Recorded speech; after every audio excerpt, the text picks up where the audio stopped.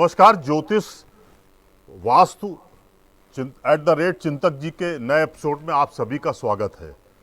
गुरु ग्रह देवों के गुरु हैं, ज्ञान और शिक्षा का केंद्र हैं, हर मुश्किल को करते हैं समाधान और जीवन को बनाते हैं सफल। हाँ, हम बात कर रहे हैं बृहस्पति यानी गुरु ग्रह की। सौरमंडल में सबसे बड़ा ग्रह है। यह एक गैस दानव है जहाँ गैसों का भंडार है, जिसमें हाइड्रोजन और हीलियम प्रमुख हैं। इंसानी जिंदगी को बेहतर बनाने में गुरु ग्रह अहम रोल अदा करते हैं। कुंडली में अच्छे भाव में होंगे तो अच्छे परिणाम देंगे, लेकिन खराब भाव में होंगे तो क्या जातक को खराब परिणाम मिलेंगे? इन्हीं सब बातों और शंकाओं से चिंतक महाराज जी पर्दा हटाएंगे। आइए उन्हीं से जातकों के प्रश्नों का सिलसिलेवार जवाब जानते हैं। महाराज जी, आपका नमस्कार के साथ इस कार्यक्रम में स्वागत है। नमस्कार राजेश, आपका और आपके सभी दर्शकों को नमस्कार। एक पहला सवाल हमारा, या कह लीजिए पूरी जनता का है। सबसे पहले ये भ्रमजाल तो तोड़ दीजिए, बृहस्पति कुंडली में जिस घर में रहते हैं क्या उसका नाश कर देते हैं क्या? नहीं राजेश, ये बात तो बृहस्पति तो अत्यंत शुभ ग्रह हैं और सौरमंडल के सबसे प्रमुख ग्रह भी हैं। दरअसल एक श्लोक लोग कोट करते हैं, स्थान हानि करो जीवा स्थान वृद्धि करो। हालांकि उसमें आगे है केंद्र पर, तो यदि केंद्र से अलग हो तो यानी केंद्र में तो शुभ ही होते हैं। देखो, जीव जो है वो गुरु को जीव भी कहते हैं।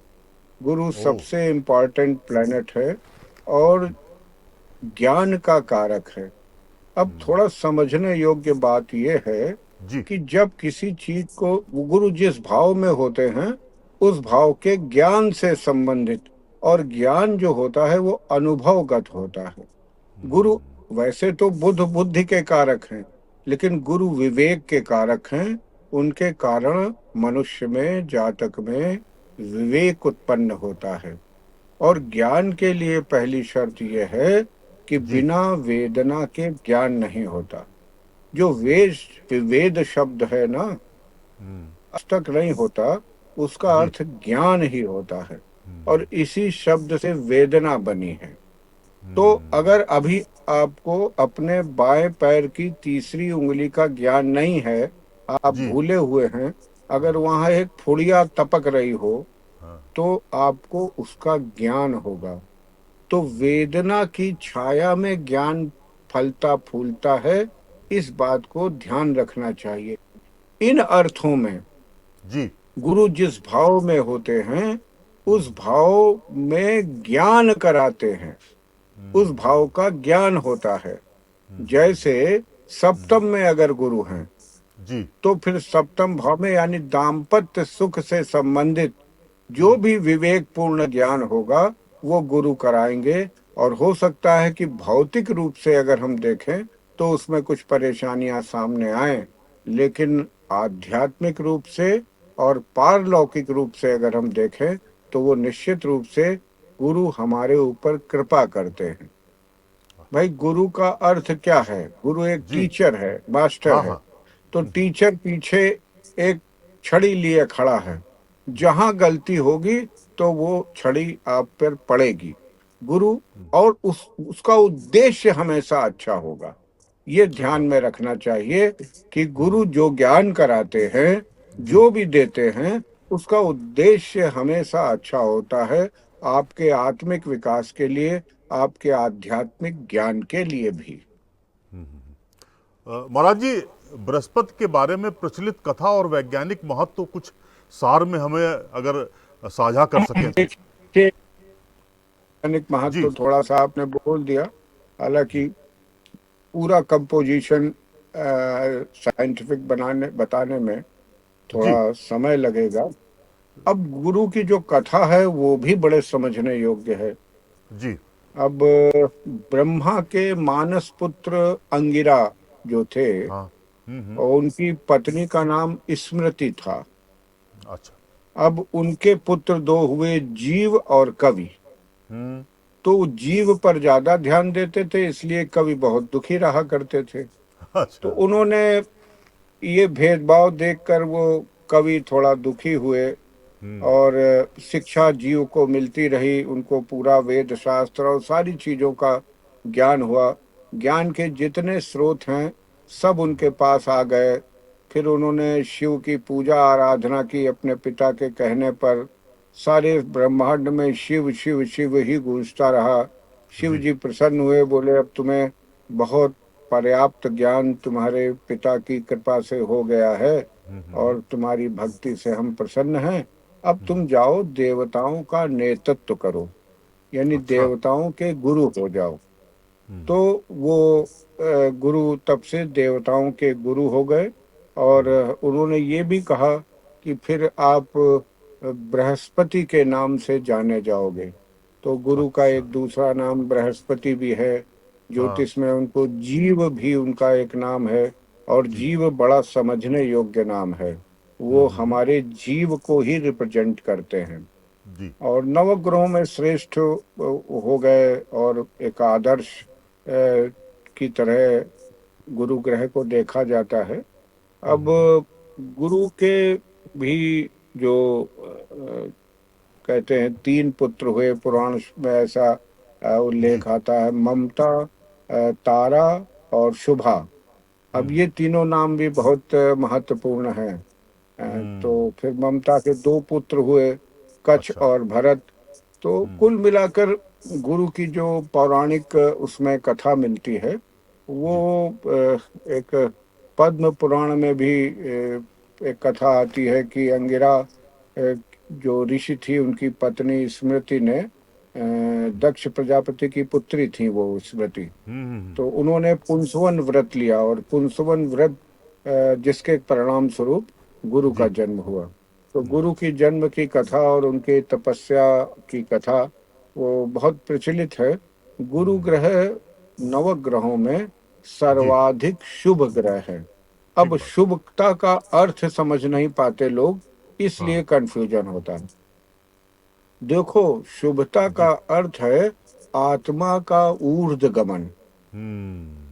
हम लोग शुभता का अर्थ समझते हैं बहुत भौतिक संपत्ति, बहुत ऐश्वर्य।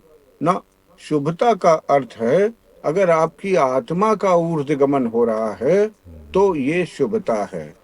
अगर आप बहुत सांसारिक बातों में लिप्त हैं तो ये गुरु की दृष्टि से शुभता नहीं है, ये तो आत्मा का अधोगमन है। इसलिए गुरु के बारे में जो भी लोग चैनल्स पर इस तरह की बातें करते हैं कि बहुत परेशानी देते हैं, बहुत दुख देते हैं, और बहुत, पाराशर जी ने कहा है गुरु सुख है और शनि दुख है। तो वो जो सुख है वो जी। आत्मानंद का सुख है।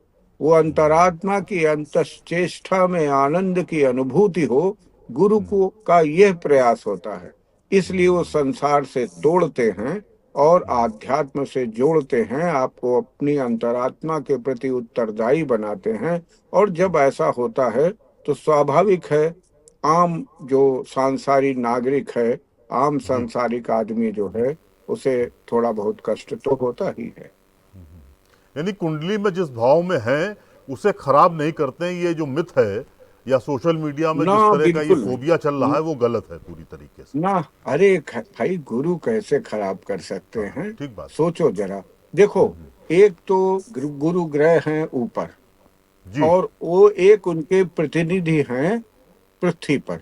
अभी अभी गुरु पूर्णिमा परसों थी, जी। इसलिए जी। ये जी। बात बहुत महत्वपूर्ण है, याद आ गई कि ये जो गुरु हैं पृथ्वी पर, जो जी। वास्तविक गुरु की मैं बात कर रहा हूँ, जी। जी। वो आपको निखारते हैं। वही तो आपके अंदर आभा, वही आपके अंदर वो बीज डालते हैं जिससे आपकी आत्मा विकसित हो, ठीक बात। आप अपनी अंतरात्मा के प्रति उत्तरदायी बने। तो ये जो गुरु है ना, ये भी तो आप जब किसी गलत रास्ते पे होगे तो नाराज होंगे, और जी। आपको दंडित भी करेंगे। गुरु का अधिकार है वो। तो जब हम दंडित होते हैं तो हम सोचते हैं कि भाई गुरु तो बड़े खराब ग्रह हैं, क्योंकि गुरु के पास ही दंड भी होता है ना। ठीक बात। तो ठीक बात। इसलिए लोगों में ये कंफ्यूजन आ जाता है कि गुरु तो बड़े खराब ग्रह हैं। ज्योतिष के सारे आदि ग्रंथों में, अगर आदि जी। ग्रंथ की बात करें, तो गुरु की महिमा अनंत है। गुरु की महिमा इतनी लिखी है कि कुंडली के 1000 दोष दूर हो जाते हैं ठीक बात। अगर गुरु लग्न में हो तो। महाराज तो जी वो दोष दूर करने के लिए, जब दोष दूर करता है कोई भी, जी। चाहे वो भौतिक गुरु हो, चाहे वो वहां पर हमारे सौर मंडल के गुरु हैं, जब दोष दूर करने की जिम्मेदारी उनकी है, तो दोष दूर जो भी करेगा उसके जी। प्रति थोड़ा रोष, थोड़ा क्रोध आना स्वाभाविक है। लेकिन ये निश्चित है और ये सत्य है कि गुरु ग्रह आपके आत्म कल्याण के लिए ही सब कुछ करते हैं। ठीक बात है। महाराज जी, गुरु किस राशि के स्वामी और किसमें नीच के और किसमें उच्च के होते हैं? हाँ हाँ, ये एक थोड़ा सा इसका देखो, भी अगर प्रकाश डाल दें इस पर। गुरु की गुरु जी की दो राशियां हैं, धनु जी। और मीन, और ये दोनों महत्वपूर्ण राशियां हैं। नेचुरल जॉडियक में, भचक्र में, जो 9th हाउस है वहाँ जी। धनु राशि आती है, और जो 12th हाउस है वहाँ मीन राशि आती है। अब गुरु धर्म, जो 9th हाउस है उससे धर्म देखा जाता है, भाग्य देखा जाता है, जो 12th हाउस है उससे मोक्ष देखा जाता है। तो गुरु धर्म के भी स्वामी हैं और ओ। मोक्ष के भी स्वामी हैं। गुरु हमें धर्म भी देते हैं और मोक्ष भी देते हैं अगर अनुकूल हुए तो। ठीक बात। तो जिन कुंडलियों में धनु और मीन के गुरु हैं, उनके गुरु स्वग्रही कहे जाते हैं, क्योंकि अच्छा। ये दो राशियां उनकी हैं, धनु और मीन। अब उच्च के गुरु होते हैं कर्क राशि में। अगर अच्छा। गुरु कर्क राशि में है और 5 अंश के हैं तो परमोच्च अंश उनका होता है। ओ। तो अगर वो कर्क राशि में आ जाते हैं, यानी नेचुरल जॉडियक के चौथे भाव में, तो वो जी। उच्च के माने जाते हैं, एक्साल्टेड जुपिटर। अब अगर अच्छा। ये मकर राशि में आ जाते हैं, उससे ठीक 7वीं राशि होती है, अगर हाँ वहां आ जाते हैं तो ये नीच के माने जाते हैं। और हाँ। तब इनका रूप जो है वो थोड़ा सांसारिक रूप से आ जाता है। अगर कर्क के होते हैं तो फिर वो बहुत आध्यात्मिक ऊंचाई देने वाले माने जाते हैं। ठीक बात है। ठीक बात है। गुरु अच्छा और खराब यानी दोनों कमजोर आपको लगता है कि क्या देता है जीवन में? उससे जुड़ी हुई तकलीफें आती हैं या बीमारी भाई, तमाम अगर सारी मिल जाती है गुरु हमको? का, अगर हम ये देखें कि गुरु किन चीजों का प्रतिनिधित्व करते हैं, तो धार्मिकता है, आध्यात्मिकता है, जी। नैतिकता है, सफलता है, समृद्धि है, सम्मान है, प्रशंसा है, संतान है, विवाह है, पारिवारिक सुख है, बहुत उच्च पद है, ये अच्छा। सारी चीजें का प्रतिनिधित्व गुरु करते हैं। भाग्य, धन, धर्म कार्य, ये सब भी गुरु से ही संबंधित है। और ये सबसे अधिक शुभ होते हैं कर्क में, फिर धनु अच्छा। में, और फिर मीन में। अच्छा। बाकी राशियों में नीच के, मकर में तो आपने नीच का बता दिया। बाकी राशियों में अगर उनकी मित्र राशियां हैं, जैसे अगर सूर्य की राशि में है, मंगल की राशि में है, तो ये मित्र राशियां हैं। अगर शनि की राशि में है, शुक्र की राशि में है, तो ये जी। शत्रु राशियां हैं। तो वो जिस राशि में होते हैं उसके अनुसार वो फल देते हैं। अच्छा। और गुरु मतलब सबसे अच्छे किस हाउस में माने जाते हैं? यानी कि कुंडली के किस लग्न भाव में में गुरु सबसे ज्यादा अच्छे माने जाते हैं? गुरु को सबसे प्रतिष्ठ लग्न में कहा गया है। पंचम अच्छा। में भी गुरु अच्छे हैं, 9th में भी गुरु अच्छे हैं। तो आध्यात्मिक दृष्टि से अगर लग्न में गुरु है तो निश्चित रूप से वो कई दोषों का अपने आप स्वयं वो शमन हो जाता है, अगर लग्न में गुरु स्थित है तो। गुरु जी, गुरु अगर खराब होता है तो लड़कियों की शादी बड़ी बड़ी मुश्किल में होती है। ये एक जनरल फिनोमिना है भाई, और इसका मतलब हर घर में इसको लेकर तमाम मिथ भी हैं और तमाम लोग भ्रमित भी रहते हैं कि हमारी बिटिया की शादी नहीं हो रही है तो अब क्या किया जाए। तो ये एक देसी भाषा में अगर आप देखें तो ये उत्तर प्रदेश के गांवों में इसका बहुत चलन है। तो उस पर जरा थोड़ा सा मैं चाह रहा था कि देखो, रोशनी डाल दीजिए। चूंकि अब वो पुरातन परंपराएं धीरे धीरे लुप्त प्राय होती जा रही हैं, समाप्त होती जा रही हैं। जी। इस आधुनिकता के युग में, आधुनिकता के अंधड़ में उड़ती जा रही हैं। आपको याद होगा, कोई 30-40 साल पहले जी। घर में जब कन्या 12-13 साल की हो जाती थी, हाँ। तब उसको गुरु का व्रत रहने को कह दिया जाता था। हाँ। और मैं देखता था, वो बृहस्पति की कथा पढ़ती थी, केले की पूजा करती थी, चने की दाल चढ़ाती थी, जी। और पीले वस्त्र धारण करती थी, शाम को एक टाइम पीला भोजन करती थी। ठीक। ये सामान्य घरों की प्रक्रिया थी। कारण क्या था? कारण ये था कि गुरु स्त्री कुंडली में विवाह और दाम्पत्य सुख और संतान हाँ। तीनों को रिप्रेजेंट करते। आओ। विवाह, दाम्पत्य सुख और संतान। जी तो जी। बिना कुंडली दिखाए अगर किसी की कुंडली में गुरु अच्छा है, तो वो हाँ। और अच्छा परिणाम देने लगते थे। और अगर गुरु गड़बड़ है, भारी है, हाँ। हाँ। जैसे सप्तम में गुरु है तो विवाह के लिए। अच्छा, गुरु भारी है क्यों शब्द प्रयोग कर रहा हूं मैं? हाँ। ये अक्सर देहात के लोग भी प्रयोग करते हैं, गुरु भारी है। हाँ तो जी जी। इसलिए कि गुरु का शब्द ही होता है गुरुता। गुरुता हाँ। का अर्थ ही होता है वजन, भार। हाँ। तो हाँ, गुरु समझ। जिस भाव में होते हैं वो भाव भारी हो जाता है, ये तो तय है। हाँ हाँ। और ये अनुभव में भी आता है। तो जी। विवाह के लिए, कन्याओं के लिए गुरुवार का व्रत इसीलिए प्रिस्क्राइब किया जाता था कि जी। कम से कम जब विवाह योग्य उम्र होगी, तब तक इनका गुरु, अगर कुंडली में थोड़ा बहुत गड़बड़ है तो वो जी। ठीक हो जाएगा, और अगर ठीक है तो और श्रेष्ठ परिणाम देने के लिए सक्षम हो सकेगा। तो ये ठीक। बड़ी अच्छी एक परंपरा थी। अब क्या स्थिति है कि अब वो परंपरा खत्म हो गई है। ओ। तो अब जब विवाह नहीं होता, तो गुरु का लोग ऐसा फास्ट फूड वाला एक कोई उपाय ढूंढते रहते हैं, और जिससे फिर कोई सफलता नहीं मिलती और परेशान होते हैं। गुरु महाराज जी, गुरु के बारे में अभी भी सनातन धर्म में, कह लीजिए सनातन व्यवस्था में ये माना जाता है, बहुत सारे परिवारों में है कि गुरुवार वाले दिन वो केला नहीं खाते हैं और केले पर जल अर्पित करते हैं। अगर केला नहीं है तो आंवले के पेड़ पर वो जल अर्पित करते हैं। घर में उन्होंने एक छोटा सा पौधा लगा लिया है। इन सब की पीछे की क्या मान्यता है, या क्या इसके पीछे का साइकोलॉजी है या ज्योतिषीय महत्व है? हम उस पर आपसे प्रकाश चाहते हैं। जी। देखो, केले के वृक्ष गुरु को रिप्रेजेंट करते हैं। केला जी। फल जो होता है वो भी गुरु को रिप्रेजेंट करता हुआ होता है। प्रकृति में जो कुछ भी है उससे सारे ग्रह जुड़े हुए हैं, लेकिन अच्छा। कुछ वृक्ष जो हैं वो बहुत नजदीकी से उनका जुड़ाव होता है। जैसे केले का जो पौधा या वृक्ष है, जी। उससे गुरु ग्रह का बहुत नजदीकी से जुड़ाव है। अच्छा। तो कोमल होता है बहुत केला, उसमें अगर अंदर जाओगे तो लकड़ी कहीं नहीं है। हाँ, ठीक। तो गुरु का स्वभाव भी ऐसे ही है।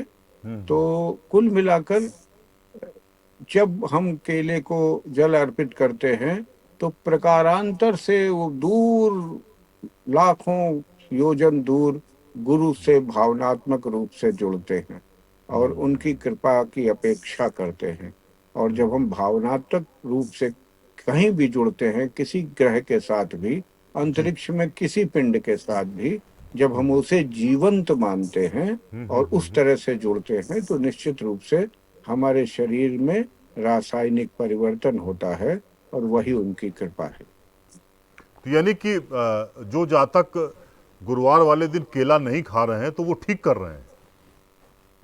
हाँ, निश्चित रूप से केला नहीं खा रहे हैं। कुछ लोग गाय को केला खिलाते हैं। उसके फिर अगर उपायों की बात करें तो गुरु ग्रह के बहुत सारे उपाय हैं। हाँ हाँ, वो उस पर हम अभी आएंगे। गुरु महाराज जी, गुरु महाराज जी, एक सबसे प्रचलित कहावत चलती है, गुरु घंटाल। एक जुमला भी है, उसको कहावत भी कह लेते हैं।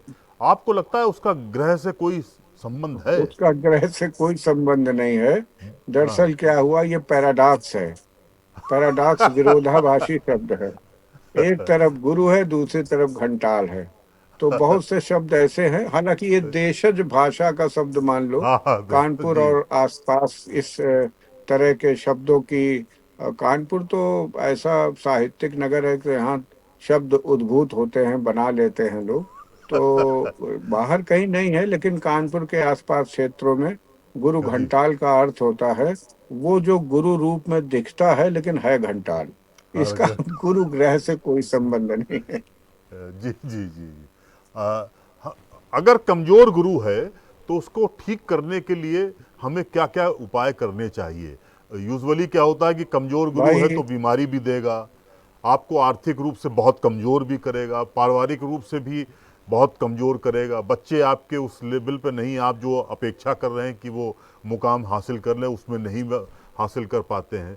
तो कहीं ना कहीं इन सब चीज़ों से निदान पाने के लिए हमें, अगर खराब गुरु है तो उसे अच्छा करने के लिए हमें मोटे मोटे क्या उपाय करने चाहिए और क्या हम किस तरह का कर्मकांड हमको करना चाहिए? देखो, एक बात मैं महत्वपूर्ण भूल गया था। जी। गुरु दया का कारक है, गुरु करुणा का कारक है।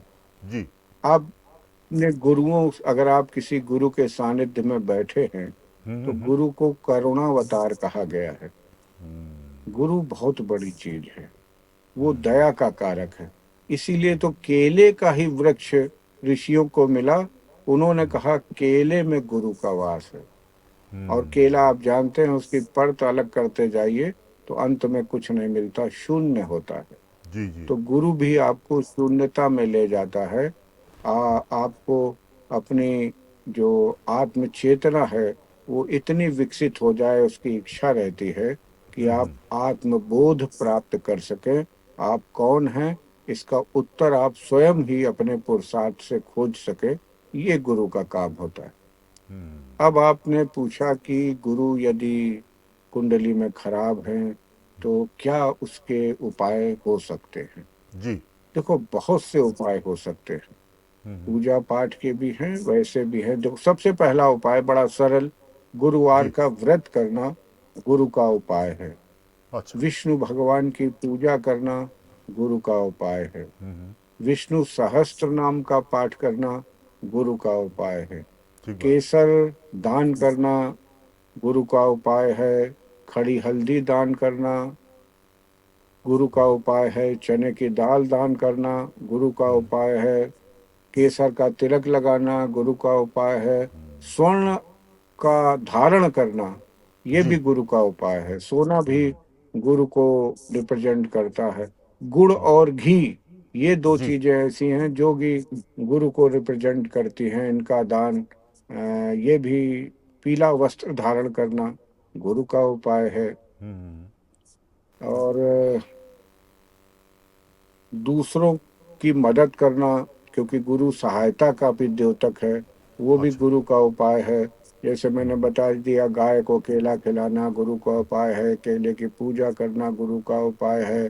पीले जी फूल भी गुरु चढ़ाना वो भी गुरु का उपाय है। मिठाई पीली देना वो भी गुरु का उपाय है। पुखराज धारण करना भी, अगर रत्न में जाए तो पुखराज गुरु का जी। रत्न होता है, उसे धारण करना भी गुरु का उपाय है, और वो स्वर्ण में ही पहना जाता है। अच्छा। पुस्तकें गुरु को रिप्रेजेंट करती हैं, अच्छा। पुस्तकें दान करना भी गुरु का उपाय है। नाभि में केसर लगाना ये भी गुरु का उपाय है। चंदन लगाना भी गुरु का उपाय है। ओम नमो भगवते वासुदेवाय ये जो अ, मंत्र है, इस मंत्र का जाप करना भी गुरु का उपाय है। तो बहुत से उपाय हैं। और अपने भौतिक गुरु की सेवा करना भी गुरु का उपाय है। ठीक अगर बात है। यदि आपके कोई गुरु हैं, वो आपसे प्रसन्न है तो फिर इसका मतलब ये है कि आपकी कुंडली में, और अगर गुरु थोड़ा नकारात्मक भी हैं तो जी। वो आपको अच्छा फल ही देंगे। ठीक बात है। ठीक बात है। महाराज जी, पुखराज कितने, कम से कम में कितने रत्ती और अधिकतम कितने रत्ती का पहना जा सकता है, क्योंकि ये महंगा देखो रत्न इसका, है? हाँ हाँ, इसका बहुत ही, अब तो बहुत ही महंगा हो गए हैं ये सारे जी रत्न, क्योंकि अब इनकी डिमांड बढ़ गई है। डिमांड एंड सप्लाई का पूरा मामला है। तो जी अब पुखराज तो 1 लाख से लेकर 10-10 लाख तक लोग खरीदते हैं, अगर अच्छी क्वालिटी का है।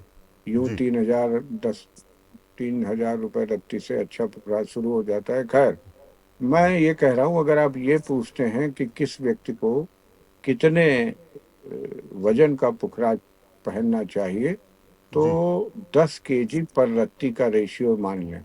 अगर 80 अच्छा। किलो का व्यक्ति है तो उसको 8 रत्ती का पहनना चाहिए। ओ। का है तो उसे 7 रत्ती का पहनना चाहिए। हाँ। इसमें मेरा एडिशन ये है थोड़ा सा, जी। कि सवाए पर लेना चाहिए। कोई भी चीज अगर सवाए पर होती है, जैसे 7.25 रत्ती लें, हाँ। 8.25 रत्ती लें, हम्म। 6.25 रत्ती लें, हम्म। तो अगर सवाए पर होता है तो हम्म। ऐसा मान्यता है कि ये शुभ होता है, ओ। और जो फल की हमें अपेक्षा है उससे थोड़ा अधिक ही फल मिलता है। अगर पौने का होगा तो थोड़ा कम फल मिलेगा। ठीक बात। ठीक बात। जैसे आप कहीं जा रहे हो, इसको तो लोग ऐसे भी प्रयोग कर लें कि आप जी। कहीं जा रहे हैं, अगर आपने घड़ी देख ली और पौने बजा है, हाँ। तो आप रुक जाओ, घड़ी हाँ। कम से कम पूरा वो घंटा पूरा हो जाए तब हाँ। हाँ। निकलो। अगर हाँ। 1:15 है तो आप ये निश्चित समझिए कि जिस काम से आप जा रहे हैं हाँ। उसमें हाँ। जो आपकी अपेक्षा है उस हाँ जी। अपेक्षा से अधिक ही मिलेगा। ठीक बात है। ठीक बात है। इसलिए वैसे मैंने हमारे, कहा कि सवाए पर लेना चाहिए। हाँ नहीं आपने सही कहा कि सवाए पर तो हमारे यहाँ दशकों से व्यवस्था चली जा रही है ना कि ₹1.25 जी जी। मतलब दान करिए हम्म। और मान्यों को दीजिए, तो वो पुण्य का काम होता है, उससे ही पुण्य सवा मिलेगा। में क्या है, सवा जी। में खेल ये है कि सवा में सवाया करके मिलता है, ठीक बात है। तो इसलिए वो बहुत महत्वपूर्ण है जी। महाराज जी, अगर किसी के पास हैसियत नहीं है पुखराज खरीदने की, तो कोई वैकल्पिक रत्न भी वो पहन सकता है क्या? अगर सूर्य खराब है, पिता की सेवा करो, पिता की हाँ। सेवा करके वही आपको फल मिलेगा, क्योंकि जितना जी जितना उपाय होता है, जी। जैसे का अगर आपके जो भौतिक गुरु की आप सेवा करो, सेवा शुश्रूषा करो, और वो से प्रसन्न हो जाएं, तो उनका आशीर्वाद आपके कुंडली के खराब गुरु को ठीक कर सकता है। ठीक तो बात है। इसके बाद जो चरण है, दूसरे चरण में अगर हम उससे नीचे देखें तो जी। फिर पशु पक्षी हैं, जैसे गाय को केला खिलाओ, वो ज्यादा अच्छा है। हम्म। ठीक है, उसके बाद अगर अब देखें, पौधों पे बात आ जाए, तो फिर हाँ। केले की पूजा उसके लिए बहुत अच्छा है।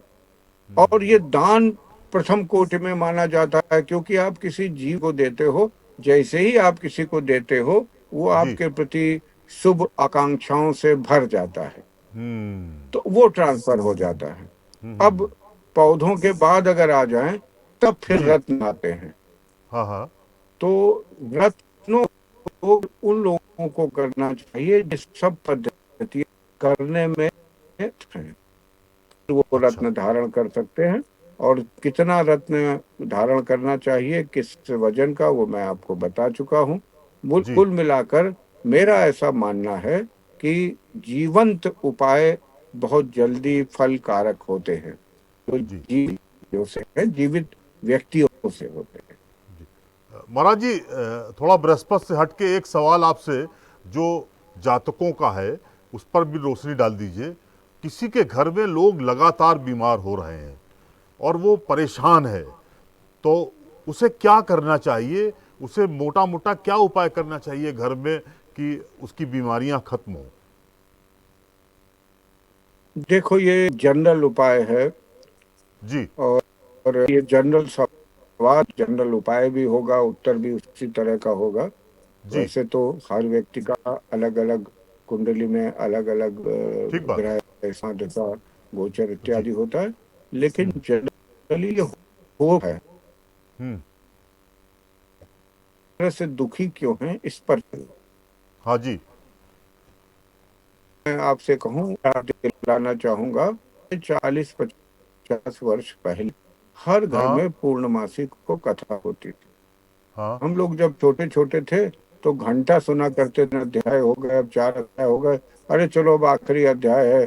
पंजीरी मिलेगी। हाँ। हाँ। वो थोड़ा कौतूहल ही था, लेकिन जब बाद में उसके परिणाम और उसके बारे में थोड़ा बहुत अध्ययन किया, बहुत बाद में मैं फिर ये चिंतन करने लगा कि बड़े जी। गहरे लोग रहे होंगे। उन्होंने जो ये परंपरा डाली थी, परंपरा ये थी कि हर पूर्णिमा जब चंद्रमा अपने पूरे उरोज पर होगा, जब हाँ। सारे लोगों के मस्तिष्क पर उसका पूरा कब्जा होगा, उस हम्म। समय अगर जो आध्यात्मिक अनुष्ठान होगा, हम्म। चाहे वो कथा ही हो, तो हम्म। क्या होता था, सवेरे से लोग उसी मूड में आ जाते थे कि आज कथा होनी है।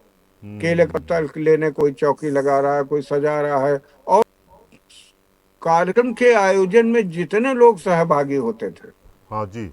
उन्होंने मन से कथा सुनी नहीं सुनी छोड़ो, हाँ लेकिन हाँ। जो सहभागी होते थे, सब अब वो जी। परंपराएं नहीं है। तो एक हम्म। पहली आपका जो सवाल था उसका पहला उत्तर तो ये है हम्म। कि हर घर में पूर्णमासी को कथा होनी ही चाहिए। अब ठीक महीने बात है। में तो एक दिन इतना समय 1 घंटे का निकाला ही जा सकता है। ठीक है। और आप देखिए कि मैं आज भी देखता हूँ, आज भी हम्म। मैं देखता हूँ, और ये हम्म। बड़ा आश्चर्यजनक है। जहां जहां ये परंपरा है वो सब परिवार बड़े सुखी हैं। आपने कहा ना कि हाँ। वो परिवार में कुछ ना कुछ लगा रहता है, तू जी सब जी जी। संत पे गोपाल से आते हैं। हम्म। ये घर में धूनी होती है, तो हम्म। नेगेटिव एनर्जी जी निकल जाती है, पॉजिटिव एनर्जी का वास होता है। ठीक धूनी बात। में वही जड़ी बूटियां लगती हैं, सुगंध वाला, सुगंध को अगर थाना केसर जटामासी, ये कुछ जी चंदन का बुरादा, ये सब होती है। इन थोड़ा सा 2 चम्मच डाल के पूरे घर में घुमा दिया जाए, पूरे घर का मतलब पूरा घर शौचालय तक घुमा हाँ कर हाँ। द्वार पर रख दिया जाए, तो जी। ऐसा देखा गया है कि उस घर की नकारात्मकता समाप्त होती है और सकारात्मक ऊर्जा का विकिरण हो जाता है। उससे भी ठीक बात। बहुत फर्क पड़ता है। जनरल उपाय जो कि सबको करने ही चाहिए, इससे ठीक कोई बात। अर्थ नहीं है कि किसी का स्वास्थ्य खराब है या नहीं है, कुछ भी हाँ। हो, स्वास्थ्य खराब नहीं हुआ, अगर छोटे मोटे की खराबी है तो वो जी। नहीं, सबका मस्तिष्क अच्छा रहेगा। अगर डिसीजन सही होंगे तो खान पान भी सही हो जाता है, फिर जी। स्वास्थ्य खराब होने के बहुत कुछ संभावनाएं समाप्त हो जाती हैं। ठीक बात है। महाराज जी, आपका बहुत बहुत धन्यवाद। और आज बृहस्पति पे हम लोगों ने बहुत फोकस करके चर्चा की है, उसके तमाम जो गूढ़ विषय हैं वो हम लोगों ने आज उस पर चर्चा कर ली है। हम फिर नए विषय ग्रह पर अगले एपिसोड में बात करेंगे। आपका बहुत बहुत साधुवाद, धन्यवाद। आपने चिंतक जी से बृहस्पति यानी जुपिटर ग्रह को लेकर सभी तरह के पक्ष को जान लिया है। शायद आपके दिमाग में, दिलो दिमाग में या सारे कन्फ्यूजन अब दूर हो गए होंगे। चलते चलते कुंडली में चाहे गुरु ग्रह की बात हो या फिर चाहे जीवन की शिक्षा के जरिए सजाने संवारने वाले रियल टीचर की बात हो, आप हमारी इन लाइनों को याद रखेंगे तो आपकी ज़िंदगी चमकती रहेगी। गुरु ब्रह्मा है, गुरु विष्णु है, गुरु ही शंकर है, गुरु ही साक्षात परब्रह्म है। इसलिए गुरु को करते रहें हर पल नमन। यकीन मानिए आपकी ज़िंदगी में 4 चांद लग जाएंगे। अगले एपिसोड में फिर नए ग्रह पर चर्चा करेंगे। धन्यवाद, नमस्कार।